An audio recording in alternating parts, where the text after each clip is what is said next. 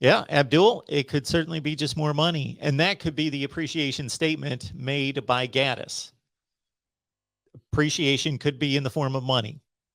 If he made 700 grand at Michigan and Miami offered him 900 and Michigan was not going to increase that, maybe he expected an increase in pay after his Broyles Award. Maybe.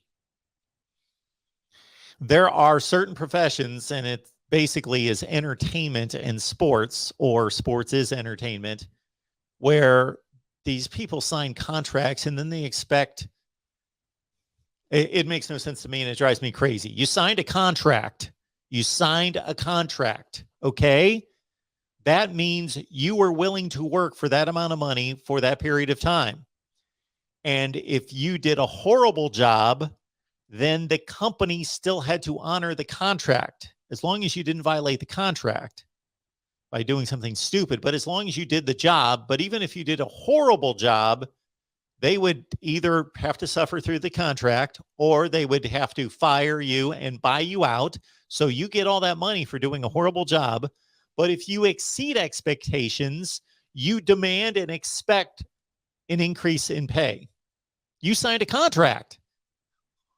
The contract is security for the work that you do. So that's part of negotiation, and that's part of projection is, okay, I may give up a little upside for the security of this contract. I may be worth more than this contract in the final year of this contract, but I am giving up some potential ceiling money late to ensure the security of the contract. That's the deal. But in sports, there's this mentality that if I, in comparison to my peers, am worth more money than my contract, then I can just, break the contract and demand more money.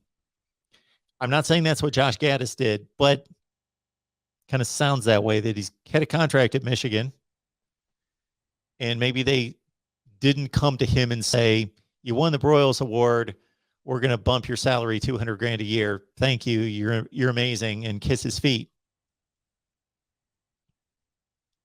They didn't lower his pay the year before after their offense sucked in 2020. Linda, it appears as though Matt Weiss is going to be the offensive coordinator, or I should say that he's the top candidate. I don't think he's going to fill in. Well, I guess he could fill in regards to anything that they're going to do between now and the time they hire an offensive coordinator. I would think that Weiss would be the guy to be the interim, but they're just going through winter workouts right now.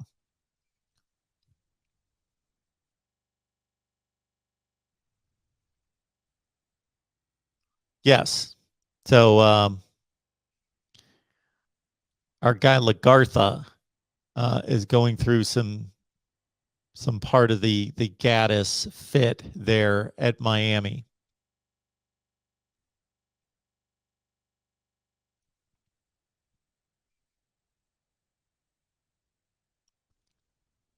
Exploring with Ben's here. Good to see you. Sue says 1.6 million the salary for Gattis at Miami, a big jump. I don't know what he was making at Michigan.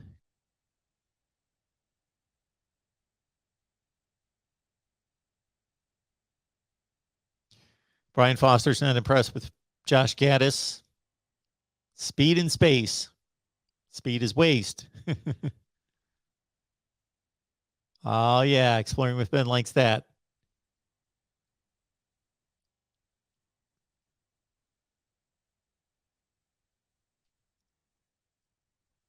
Andy is looking for Brian Kelly to bomb at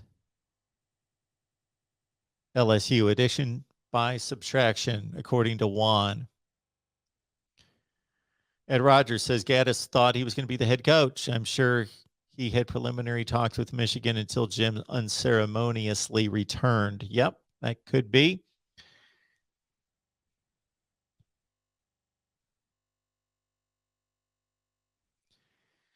G Bama Boy says an upgrade to me. Michigan is not a great program. Cristobal is about to bring Miami back to relevance. Well, we'll see. That's why I say, GPA, boy, this situation may be different in a year or 3 years or 5 years, but for right now, Michigan is a better program than Miami. They're just a better football team, better program. They play in a better conference, and they've done better. So everything's better at Michigan right then. They even had a better recruiting class for all the things that Miami did to raise its level to number 15. And Mario Cristobal kicked ass and got after it to raise that recruiting class to number 15 in the country. Great job by him. Michigan still had a better recruiting class.